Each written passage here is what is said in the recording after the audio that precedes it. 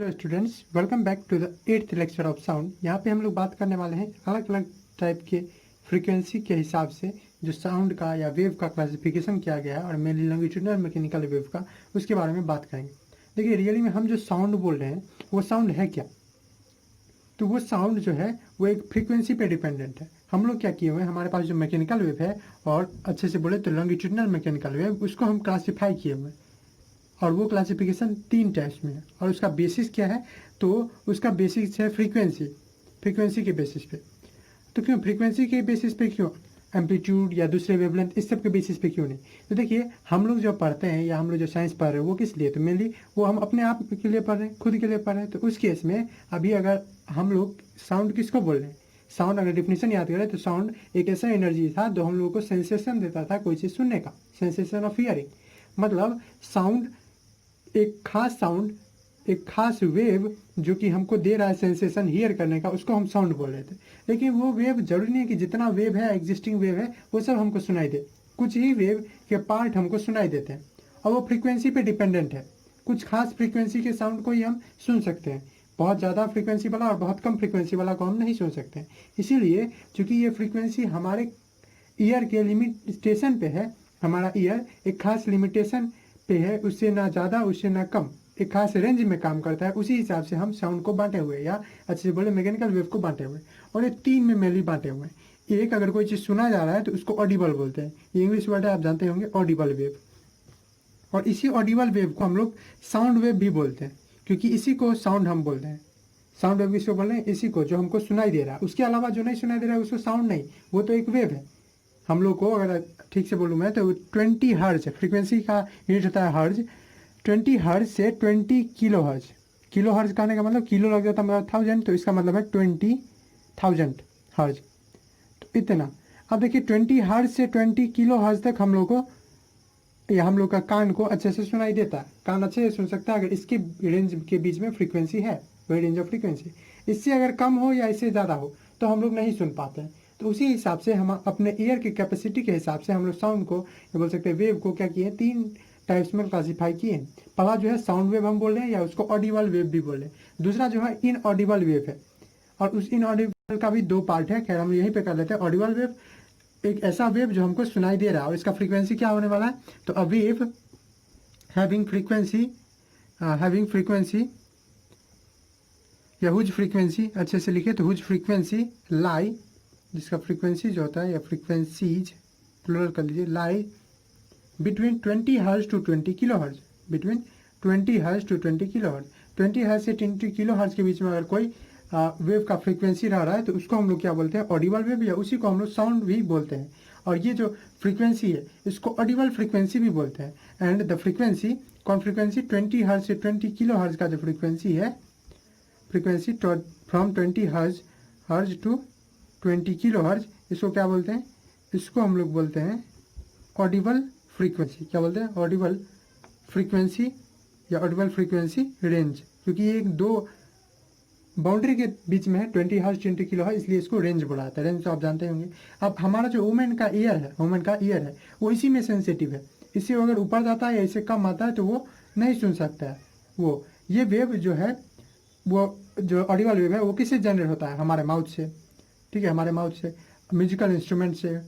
जैसे कि हमारे माउथ करने का मतलब जो वोकल कॉर्ड है उससे, जो हमारे ट्रकिया में है, इंसेक्ट से, लाउड स्पीकर से। तो ये सब हम आराम से सुन सकते हैं। अब फ्रीक्वेंसी ऑफ साउंड, जो कि एक मेल के दौरान, अब इमेजिन कीजिए कि कैसे कैसे रहता है। तो एक मेल जब, यानी मैं जैसे बोल रहा हूँ, तो वो 100 हर्ज से 250 हर्ज के बीच में है, इसलिए आपको सुनाई दे रहा है 100 हर्ज से 250 हर्ज तक। लेकिन वही चिल्ड्रन के लिए 200 हर्ज से 450 हर्ज, जी हाँ, फ्रीक्वेंसी उनका ज़्यादा रहता है। फ्रीक्वेंसी मतलब क्या होता है, मैंने बताया हुआ है कि 1 सेकंड में कितने बार वेव साइकिल रिपीट कर रहा है, इसी को हम लोग फ्रीक्वेंसी बोलते हैं।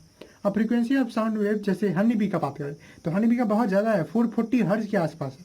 मॉस्किटो का बात करें तो मॉस्किटो का 500 हर्ज से 600 हर्ज तक है, और हाउस फ्लाई का लगभग 350 हर्ज। तो सबका अलग अलग है, और इसीलिए उन सब का साउंड हमको सुनाई देता है। तो ये क्या हो गया? ये ऑडिबल वेव हो गया। ये वेव का वो पार्ट जिसको हम हमारा ईयर अच्छे से सुन सकता है, और हमारा ईयर सेंसिटिव है। दूसरा जो है उसको बोलते हैं इंफ्रासोनिक साउंड वेव, या सिंपली इंफ्रासोनिक वेव, या बोल सकते हैं इंफ्रासाउंड। क्या बोल सकते हैं, इंफ्रासाउंड। इंफ्रासाउंड, अब ये क्या है, ये ऐसे लॉन्गिट्यूडिनल वेव है जिनका फ्रीक्वेंसी इंफ्रा मतलब समझ सकते हैं कम, इंफ्रा मतलब कम और अल्ट्रा मतलब ज़्यादा, ऐसे आप लोग इंफ्रा मतलब कम, और थर्ड हम कैटेगरी जो लेंगे वो लेंगे अल्ट्रासाउंड का, या अल्ट्रासोनिक साउंड वेव, या सिंपल में अल्ट्रासोनिक वेव या अल्ट्रासाउंड। अल्ट्रासाउंड तो देखें, अल्ट्रा मतलब समझिए ज़्यादा और इंफ्रा मतलब कम। हमको किसके किसी बीच में बात करना है, 20 हर्ट्ज से 20 किलो हर्ट्ज, कोई याद करने में दिक्कत वाली बात है नहीं, और 8 में भी आप पढ़ें 20 हर्ट्ज से 20 किलो हर्ट्ज तक हम लोग सुन सकते हैं, तो ऑडिबल या साउंड वेव बोलते हैं। इससे पहले अगर है तो इंफ्रा, कम है तो इंफ्रा, ज़्यादा है तो अल्ट्रा, सिंपल है। तो ये कैसे लॉन्गिट्यूडिनल वेव है, तो लॉन्गिट्यूडिनल वेव जिसका फ्रीक्वेंसी क्या है, the longitudinal wave which frequency, जिसका फ्रीक्वेंसी क्या है, which frequency are below 20 hertz, frequencies are below 20 hertz.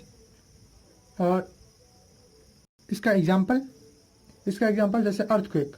Earthquake आपको लगता है ना, सुनते होंगे ना कि गांव घर में कुछ पक्षी होते हैं या कुत्ता जैसे जीव है, कुछ जीव सेंस कर पाता है अर्थक्वेक को। वो कैसे, तो वो रियली में अर्थक्वेक जब होता है तो एक साउंड निकलता है, लेकिन वो उस साउंड हमारा ईयर नहीं सुन सकता है, उसकी कैपेबल नहीं है, उतना सक्षम नहीं है, लेकिन वही चीज़ डॉग या कोई दूसरे ऑर्गेनिम्स सुन लेते हैं। तो अर्थक्वेक जैसे एग्जांपल में आप लिख सकते हैं अर्थक्वेक जो होता है उस कंडीशन में इंफ्रासाउंड प्रोड्यूस होता है। अर्थक्वेक में लो इंफ्रासोनिक साउंड प्रोड्यूस होता है, जिसको शॉक वेव भी हम लोग बोलते हैं, जो कि बहुत सारे एनिमल को अलर्ट करता है, जिसमें जैसे एग्जांपल में और भी बता सकते हैं आप, राइनोसोरस जो है वो कम्युनिकेट करता है किसे, इंफ्रासाउंड से, जिसका फ्रीक्वेंसी बहुत कम, लगभग 5 हर्ट्ज, उससे भी कम रहता है। उसी तरह से व्हेल्स है, एलिफेंट्स है, वो भी प्रोड्यूस करते हैं, व्हेल्स, एलिफेंट्स, ये सब क्या करते हैं, ये सब प्रोड्यूस करते हैं इंफ्रासोनिक साउंड। अब ये इसका बहुत सारा एप्लीकेशन भी है, और धीरे धीरे इसका और खोज हो रहा है कि कहाँ कहाँ एप्लीकेशन में इसको लगाया जाए। और अगेन कुछ जगह पे जो इंफ्रासाउंड है वो डेंजरस भी हुआ है। ओके, बहुत कम अगर इनका फ्रीक्वेंसी रहता है, बहुत ज़्यादा अगर फ्रीक्वेंसी कम रहता है, उस कंडीशन में बहुत सारे डेंजरस बीमारी भी हो सकते हैं, तो ये हमारे लिए हार्मफुल भी है। तो इधर थर्ड आते हैं अल्ट्रासोनिक साउंड या अल्ट्रासोनिक वेव, जिसको आप बोल रहे हैं उसके बारे में। ओके, अब ये क्या है, तो ये ऐसे वेव है कि आप बोल सकते longitudinal wave having frequency greater than, जिसका फ्रीक्वेंसी क्या है, ग्रेटर देन 20 किलो हर्ट्ज, इसका फ्रीक्वेंसी क्या है, ग्रेटर है, ज़्यादा है 20 किलो हर्ट्ज।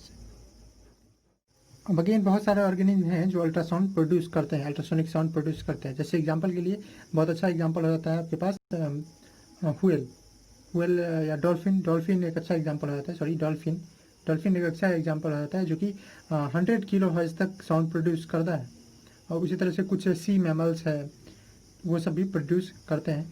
आपके लिए मेन डॉल्फिन हो गया। कुछ ऑर्गेनिज्म है जो उसको सेंस कर सकते हैं। बैट भी आप एग्जांपल लिख सकते हैं, बैट अल्ट्रासोनिक साउंड प्रोड्यूस करता है। इसके बारे में, अल्ट्रासाउंड के बारे में हम लोग डिटेल में नेक्स्ट लेक्चर में बात करेंगे, जब हम लोग एप्लीकेशंस ऑफ अल्ट्रासाउंड पढ़ेंगे। अल्ट्रासोनिक वेव के बारे में एप्लीकेशन नेक्स्ट लेक्चर में देखेंगे, वहाँ हम लोग प्रॉपर्टी और इसकी कैसे उस प्रॉपर्टी को यूज किया जाता है उसके बारे में भी हम लोग पढ़ेंगे। चलिए उसके बाद नेक्स्ट लेक्चर में पढ़ेंगे। Thanks for watching.